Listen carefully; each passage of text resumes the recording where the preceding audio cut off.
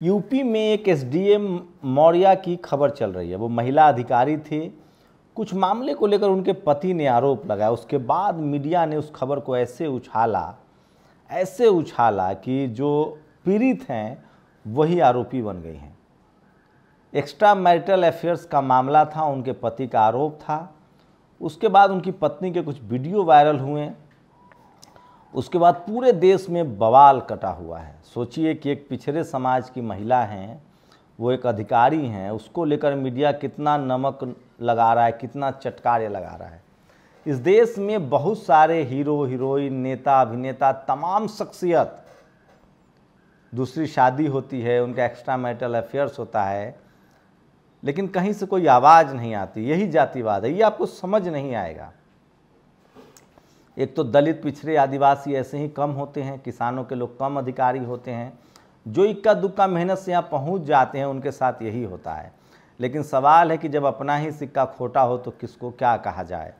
शुरुआत उनके पति ने की, जांच उन पर बैठे, लेकिन जो इसमें दूसरा एक पक्ष है, जो आरोपी जो एक और जो जिसके साथ एक्स्ट्रा मैरिटल अफेयर्स की बात कही जा रही है, उस दुबे जी की तो कोई चर्चा ही नहीं है। कहा जा रहा है कि वो भी अधिकारी हैं। क्या उनकी कोई नैतिकता नहीं है? इसलिए बुद्ध ने कहा था कि कोई महिला तब तक चरित्रहीन नहीं हो सकती है जब तक कोई पुरुष चरित्रहीन ना हो। मैं इस मामले पर कोई बात नहीं करना चाहता था, मैं कोई वीडियो नहीं बनाना चाहता था। मजबूरी में मुझे इसलिए वीडियो बनाना पड़ रहा है कि इससे महिलाओं की शिक्षा पर असर पड़ रहा है। लगातार इस तरह के मज़े लेने वाले वीडियोज़ बनाए जा रहे हैं, लोग मज़े ले रहे हैं, लोग अपने पत्नी को या बेटी को या महिलाओं को पढ़ने से रोक रहे हैं। मैं फिर कह रहा हूँ, इस देश की महिलाओं को बड़ी मुश्किल से पढ़ने का अधिकार मिला है। शुक्र कहिए सावित्रीबाई फुले जिन्होंने 1848 में स्कूल के दरवाजे खोले, नहीं तो इस देश में तमाम राजा महाराजा आते जाते रहे, महिलाओं को शिक्षा का अधिकार नहीं था। बड़ी मुश्किल से महिलाएं, आधी आबादी और उसमें भी SC ST OBC की महिलाएं, किसान जाति की महिलाएं अभी तो पढ़ना शुरू किया है, अभी तो खेल में वो शामिल हुई हैं। और ऐसे ही इसीलिए एक बड़ी कॉन्स्पिरेसी है। इस देश में बहुत सारी ऐसी महिला नेता, अभिनेता, अधिकारी, कर्मचारी मिल जाएंगी जिनकी 2, 3, 4 शादियां हुई होंगी। डिवोर्स लीजिए, शादी कीजिए। मैं फिर कह रहा हूं कि एक बड़ी कॉन्स्पिरेसी है और महिलाओं को पढ़ाई से रोकने का, और वो तमाम मर्द जो इस पर मजा ले रहे हैं, ये 2 इंडिविजुअल की अपनी आपस की लड़ाई है, उसको वहीं रहने दें। जो लोग इस पर मजा ले रहे हैं और जो लोग अपनी बेटी, बहन या पत्नी या किसी महिला को पढ़ने से रोक रहे हैं, वो अपने ही परिवार के पैर पर कुल्हाड़ी मार रहे हैं। और सबसे ज़्यादा तो ये देखने को मिला है कि इसमें जाति को लेकर भी टीका टिप्पणी की जा रही है। जाति सूचक शब्द भी कहे जा रहे हैं कि अरे ये लोग तो छोट जाति के हैं, थोड़ा पढ़ लिख लिए तो आपस में मैनेज नहीं कर पाए। और सोचिए, पूरे सिरे से वो बंदा गायब है जिसके साथ जो पूरे इस खेल में लड़ाई की वजह है। उस पर कोई चर्चा नहीं हो रही है, कोई सवाल नहीं उठा रहा है।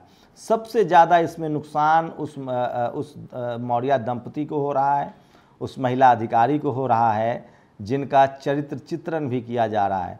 मैं तमाम बहुजन समाज के लोगों से अपील करता हूँ, SC ST OBC हों, किसान जातियों के लोग हों, अपनी बहन बेटी, बच्चों को, बहन बेटी हो या पत्नी हो या जो भी आपके घर की महिलाएं हैं, प्लीज़ प्लीज़ प्लीज़ उनको पढ़ने से मत रोकिए।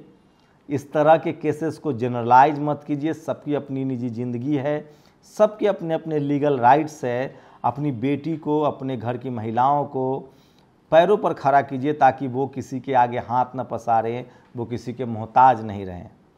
लोग इस पर मज़े ले रहे हैं, वीडियोज़ बना रहे हैं, कई सारे नाम कटवाए गए हैं। इससे बचिए। और कम से कम मैं Bahujan Samaj, SC ST OBC, किसानों से, इस देश के गरीब लोगों से अपील कर रहा हूं कि आप इस तरह की खबरों के चपेट में मत आइए और अपने घर की महिलाओं के, आधी आबादी के पढ़ाई लिखाई को मत रोकिए। कहते हैं कि जब किसी घर में कोई पुरुष पढ़ा लिखा हो तो फ़र्क नहीं पड़ता है, लेकिन कोई महिला पढ़ी लिखी हो तो वो पूरा परिवार पढ़ लिख जाता है। तो मौर्या जी के बहाने जिस तरह की ये जो कॉन्स्पिरेसी हो रही है, इससे बचने की कोशिश कीजिए। महिलाओं के पढ़ने लिखने की आज़ादी के पक्ष में बोलिए, क्योंकि उनको ये अधिकार भी बहुत मुश्किल से मिला है। और बाबा साहब ने हिंदू कोड में तमाम प्रावधान किए हैं और पुरुषवादी नज़रिए से अगर आप इस मामले को देख रहे हैं तो आपकी बहुत बड़ी गलती है, उसको बिल्कुल इस नज़रिए से न देखें। और दो तरह की मैं चीज़ें देख रहा हूँ, एक तो पूरा का पूरा पुरुषवादी नज़रिए से इस मामले को देखा जा रहा है और दूसरा जाति के नज़रिए से देखा जा रहा है और कह रहा है कि जब छोट जाति के लोग पढ़ लिख जाएंगे तो इसी तरह की चीज़ें होंगी। तो समझिए कि आपके राह में कितने रोड़े पहले से हैं, अब बुलडोजर डाले जा रहे हैं। ये उनका निजी लाइफ है, उनका निजी मसला है, ये हस्बैंड वाइफ के बीच का मसला है, लीगल तरीके से वो निपट लेंगे। इससे उनके चरित्र को मत आकिए और इसको पूरी महिला बिरादरी पर मत लागू कीजिए। और जो लोग भी ऐसा कर रहे हैं वो पेट्रियार्कल हैं, मर्दवादी हैं, पितृसत्तात्मक हैं और वो नहीं चाहते हैं कि महिलाएं पढ़ें। मैं आपसे गुजारिश ही कर सकता हूं कि इन तमाम मामलों में आप जज्बाती मत बनिए, जजमेंटल मत बनिए। लीगल प्रोसेस है, सबको लीगल राइट्स है कि अपने साथी के साथ वो चाहे तो रह सकता है, चाहे तो लीगल तरीके से अलग हो सकता है। एक इमोशनल एंगल जोड़ा जा रहा है कि उन्होंने पढ़ाया लिखाया, दूसरा ये भी एंगल है कि उनके पति ने भी झूठ बोल रखा था कि मैं अधिकारी हूँ जबकि वो प्यून थे। खैर जो भी मसला हो, लेकिन सवाल है कि देश संविधान से चलेगा, इंडियन पिनल कोड से चलेगा।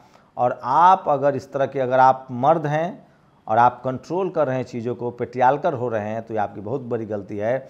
कम से कम बहुजन समाज, किसान जातियों को तो अपने घर की आधी आबादी अपनी महिलाओं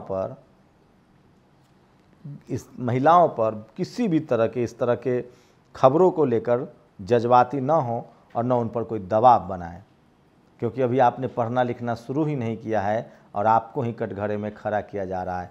बाकी आप लोग अपनी राय दे सकते हैं, आपकी क्या प्रतिक्रिया है। ये एक बड़ी कॉन्स्पिरेसी है महिलाओं के खिलाफ, बहुजन महिलाओं के खिलाफ। मैं फिर कह रहा हूँ, बहुजन महिलाएं दो तरह से प्रताड़ित होती हैं, एक पेट्रियार्कल की वजह से और एक जाति की वजह से। तो किसी भी तरह के दबाव में ना आए, किसी भी तरह के बहकावे में ना आए। और जो महिलाएं स्कूल कॉलेज का रास्ता देख रही हैं उनकी जितनी हो सके मदद करें। इस खबर पर मेरा ये टेक था। आप लोग की क्या प्रतिक्रिया, अपनी प्रतिक्रिया जरूर दीजिए। शुक्रिया। नेशनल दस्तक की आपसे गुजारिश है कि अगर इसको बचाना चाहते हैं तो नेशनल दस्तक को सब्सक्राइब करने के लिए रेड कलर के सब्सक्राइब बटन को दबाएं, फिर बेल आइकन की घंटी दबाएं। नेशनल दस्तक को बचाने के लिए बहुत जरूरी है कि हर खबर को शेयर करें, लाइक करें, कमेंट जरूर करें।